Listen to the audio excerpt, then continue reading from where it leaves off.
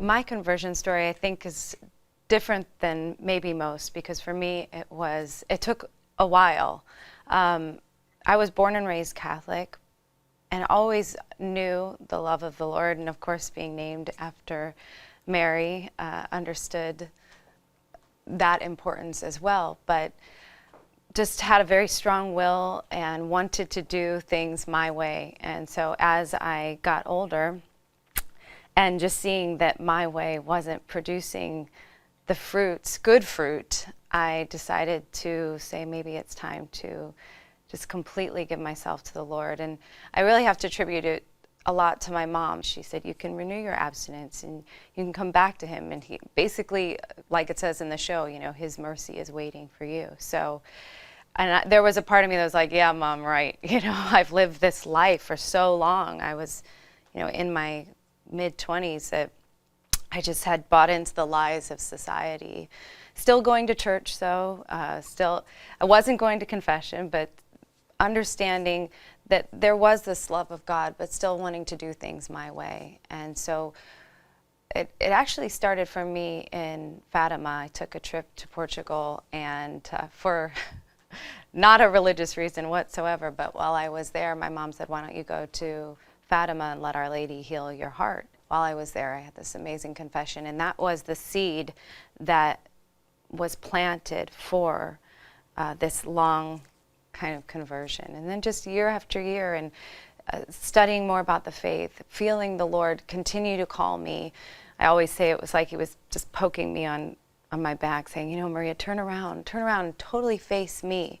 And eventually I had the courage to do so. In 2008, I decided to renew my abstinence. I took a trip to Lourdes. I had a small short film in the Cannes Film Festival, and so I said, while I'm there, I'm going to go see Our Lady again, because I'd had such an amazing experience in 2005 in Fatima. So while in Lourdes, I just took that opportunity to use it as a renewal of my baptism in those waters, and I can't say it's been an easy transformation, but you know, I don't think it ever is.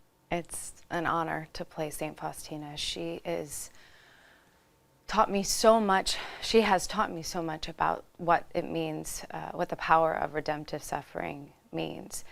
I remember before I got this role, I thought I was trying to understand what it meant to offer things up, and how my mom used to always say when I was little, just offer it up, offer it up. And I'm like, yeah, what? I don't know what that means, because it is really a spiritual connection to our Lord. And so playing Faustina has given me a true understanding of what it means to unite our sufferings, our joys, our works with the Lord, with the cross, for the reparation of the sins that are happening all the time in our world, and also for other souls. It's really, for me, when I took this role, it wasn't about playing Faustina, but it was about God's mercy and wanting to share that.